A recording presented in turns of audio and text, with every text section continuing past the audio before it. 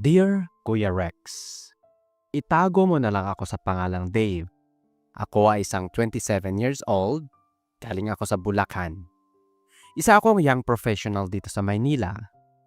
Busy ako halos araw-araw dahil sa trabaho. Kabihira akong umuwi ng maaga. Yung kondo na pinaghirapan kong bilhin, parang tinutulugan ko na lang. Sayang din kasi maluwang siya para sa isang tao lang. Kaya minsan naisipan kong iparent yung extra room. Hindi naman ako after sa pera, pero gusto ko lang din na may kasama. At least may tao sa unit ko kahit wala ako. May nag-message sa akin na sa post ko sa isang Facebook group, isa siyang estudyante na nagmamasteran. Tawagin na lang natin siya sa pangalang Tony. Saktong malapit lang ang university niya dito sa kondo. Same day din iyon ay binisit na niya yung kondo ko at walang pag-aalinlangan or dalawang isip, nagbayad na siya agad at nag-rent after niya makita yung kondo at lumipat din si Tony after ilang araw. Unang linggo ng pagtira niya sa kondo, agad kong napansin yung pagkakaiba naming dalawa. Ako, natural at marunong makisama. Sanay akong magluto kahit simpleng ulam lang. At automatic na iniisip ko na dapat may extra para kung sakaling gutom siya, meron siyang makakain. Pero siya, ibang klase. Wala naman siyang reklamo. Minsan, napapaisip na lang ako kung may galit pa siya sa akin dahil hindi naman niya ako pinapansin. Tahimik lang din siya lagi. Minsan, mapapansin kong hindi pa siya kumakain kahit gabi na. Pero hindi siya masalita. Kapag inaalok ko siya ng pagkain, hindi siya nagre-react. Pero kinabukasan, biglang bawas yung niluto ko. Hindi ko alam kung sinasadya niya o nahihiya lang siya. Pero para sa akin, ramdam ko na tinatanggap rin niya kahit hindi niya pinapakita. Ganon din sa ibang bagay. Kapag may iniwang kalat sa kusina, hindi niya pinapansin. Pero pagkagising ko kinabukasan, malinis na. Kapag naiwan kong bukas yung ilaw sa sala, nakapatay na ito sa umaga. Parang invisible siyang gumagalaw sa paligid. Walang ingay pero alam mong naroon siya. Hindi siya masalita, hindi siya expressive, pero may mga bagay na nagpaparamdam na hindi siya manhid. Parang may sariling paraan ng pasasalamat. Hindi sa salita, kundi sa kilos na halos hindi mo mahahalata kung hindi mo mapapansin. At habang tumatagal, napapaisip ako, siguro ganito lang talaga siya. Hindi mahilig magpakita ng emosyon, hindi madaldal, pero Kuya Rex, hindi ko alam kung bakit. Mas lalo akong nagiging interesado. And don't get me wrong ha, interesado. Interesado na makilala siya dahil kakaiba siya sa lahat ng mga nakasama ko. Kasi habang may mas konti siyang sinasabi, mas lalo lang akong gustong malaman kung ano ba ang nasa isip niya. Madalas, halos hindi ko siya nakakasabay dahil sa schedule ko. Kapag umuwi ako, lagi siyang nasa kwarto niya, tahimik lang. At kung hindi ko mapapansin yung sapatos niya sa may pinto, isipin kong wala siya. Isang gabi, sobrang late na akong nakauwi. Yung tipong halos sabay nang sumisikat ang araw at nagsasara yung mga mata ko dahil sa pagod. Diretso ako sa sofa. Hindi na ako kumain. Hindi na rin ako nagbihis. Natulog na lang ako agad. Nagising ako kinaumagahan sa isang amoy na matagal ko nang hindi naaamoy. Sinigang. Kuya Rex, paborito ko kasi itong ulam. Pero bihira akong makaluto dahil wala akong oras. Pagmulat ng mata ko, gising na si Tony. Nandun na siya sa kusina. Nakatalikod, tahimik lang habang hinahalo yung nasa kaldero. Walang kahit anong ekspresyon sa mukha niya. Parang ordinaryong ginagawa niya lang. After niya magluto, inexpect ko na aalukin niya ako, Kaso kumain lang siya at pumasok na sa university. Alam kong wala akong karapatang magalit, pero sumama ang loob ko. Kasi sa ilang buwan namin na pagsasama, akala ko magkaka-interaction na kami at para sa akin talaga yon. Kaso tamang hinala lang pala ako. Kinagabihan umuwi na ako at madaling araw na naman ako nakarating sa kondo. Pagpasok ko, kahit madilim, natatanaw ko si Tony at aking gulat ko nung nagsalita siya. Tinanong niya ako, bakit hindi ko raw kinain ang binigay niya? At sa sobrang pagtataka ko, kusa na lang lumabas sa bibig ko na, "Ha? What do you mean?" At sumagot naman siya ng, "I'm talking about the sinigang. Nilagay ko sa desk mo. Sayang, napanis na lang." Sabay pasok niya sa kwarto. Sa oras na yon super confused ako dahil nagsasabay yung pagod ko galing sa work at mga question sa utak ko na paano ba niya nalaman na favorite ko ang sinigang? At bakit parang hindi ko nakita na nilapag niya sa desk ko? Nagtampo patuloy ako. Hindi ako makatulog nung gabing iyon, Kuya Rex. Paikot-ikot lang sa kama habang iniisip yung mga katanungan ko. Iihi sana ako pero pagpunta ko sa banyo ay nandoon pala si Tony.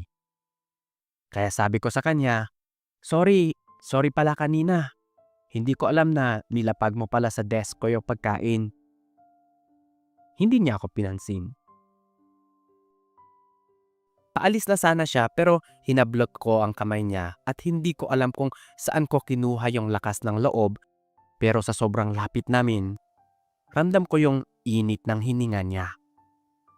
At bago pa ako makaisip ng kung tama ba o hindi, kusa akong umusog palayo, pero hinila niya ako pabalik at hinalikan niya ako. Nagulat ako, Kuya Rex. Sobra.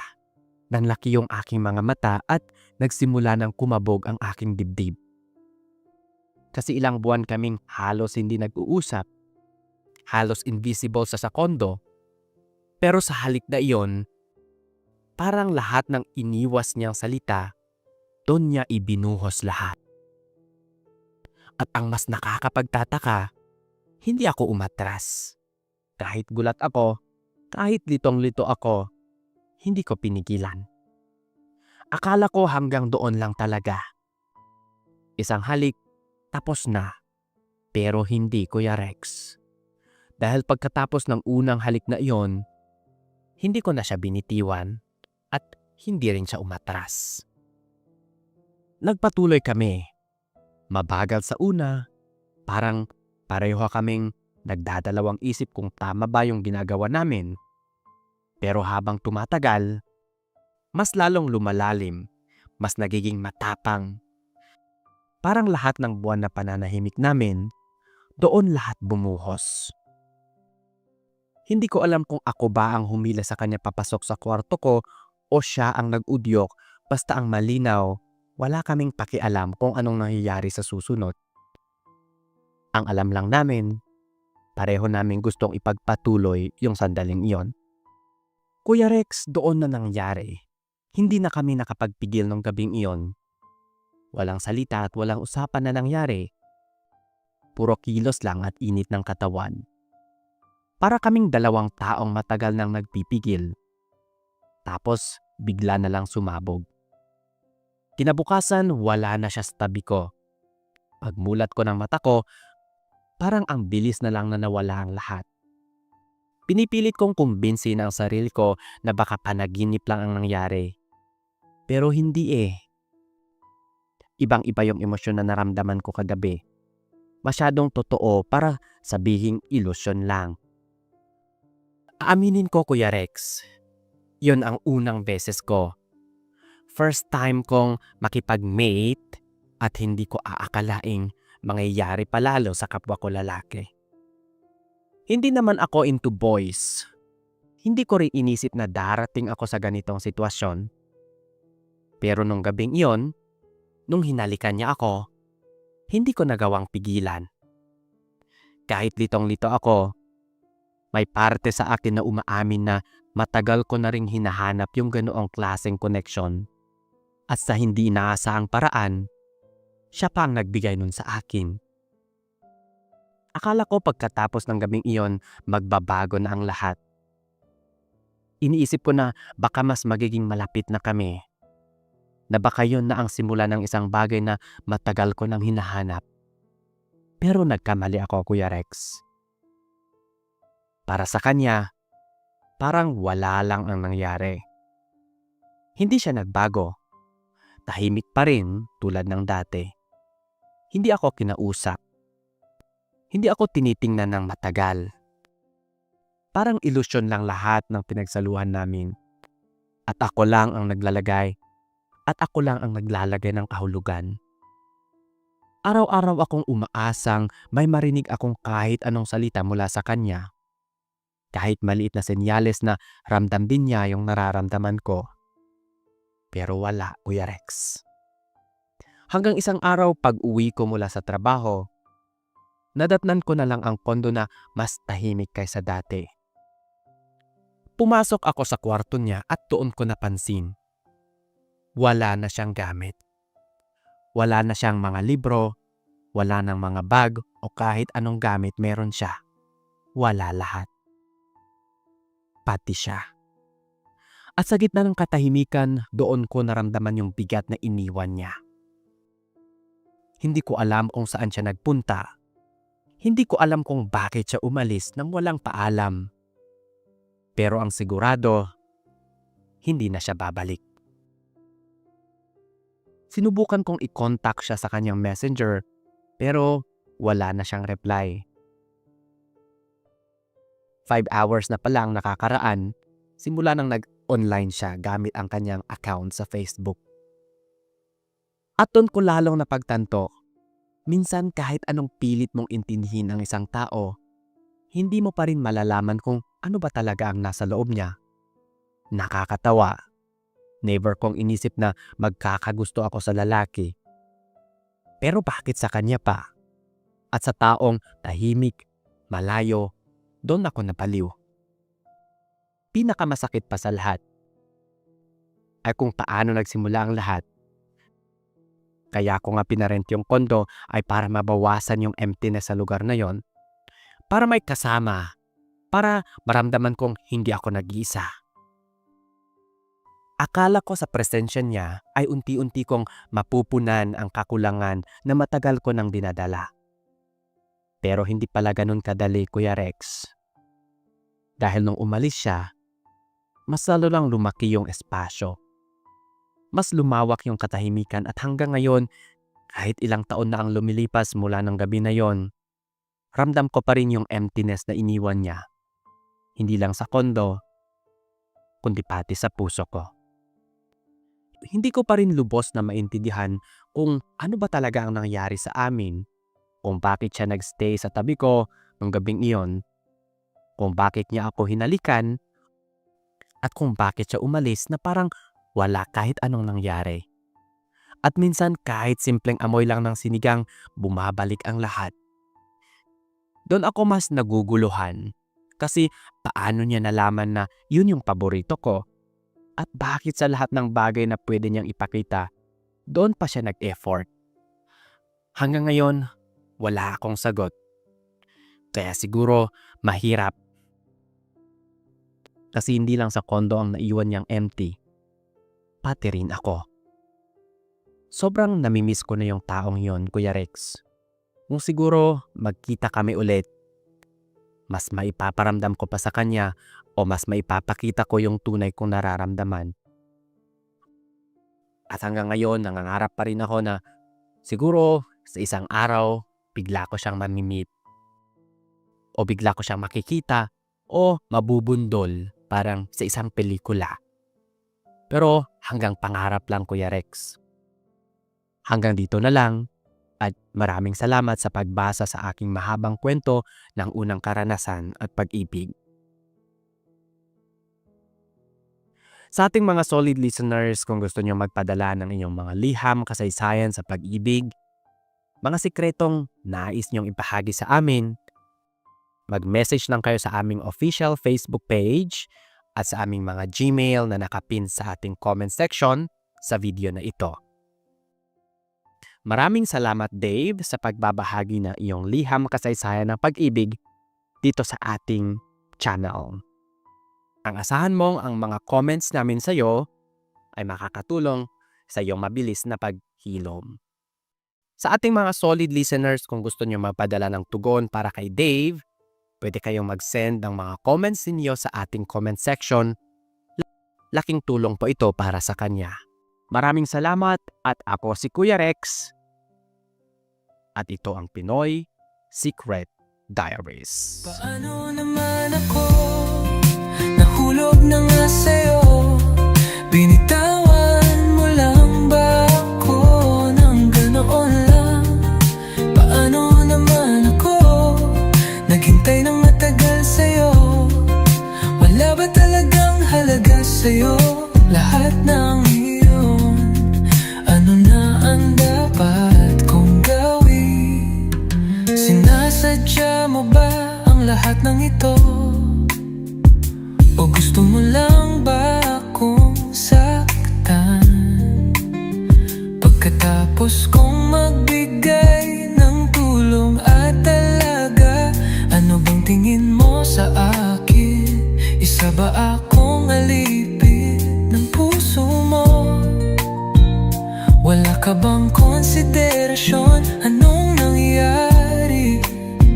Nagtiwala naman ako sa'yo. May nararamdaman din ako, hindi ako manhid tulad mo.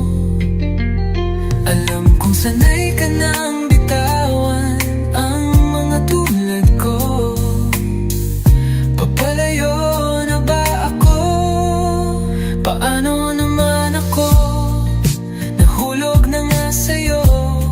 Binitawan mo lang ba ako ng ganoon lang? Paano naman ako naghintay ng matagal sa'yo?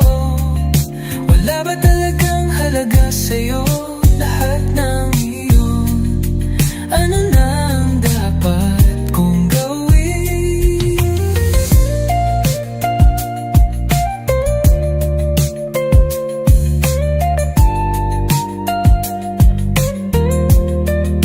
Paano naman ako nahulog na nga sa'yo? Binitawan mo lang ba ako ng ganoon lang? Paano naman ako naghintay ng matagal sa'yo? Wala ba talagang halaga sa'yo? Lahat ng iyon, ano na ang dapat kong gawin?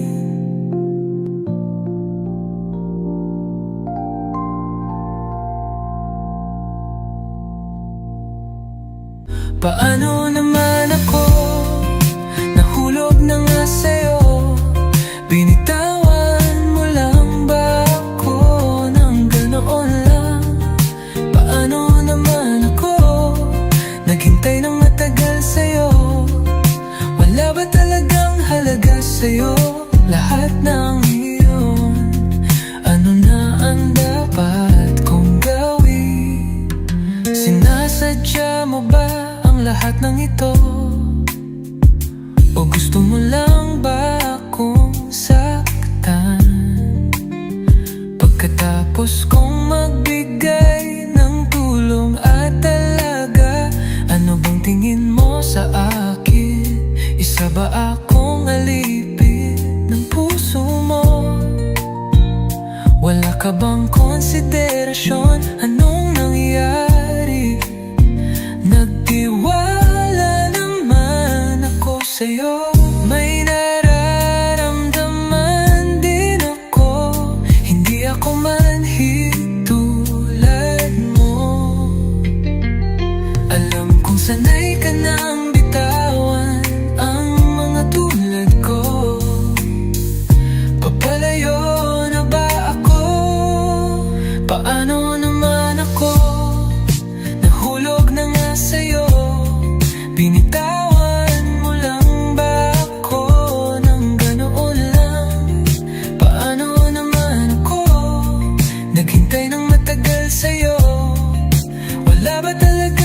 talaga sa'yo lahat ng iyon? Ano na ang dapat kong gawin?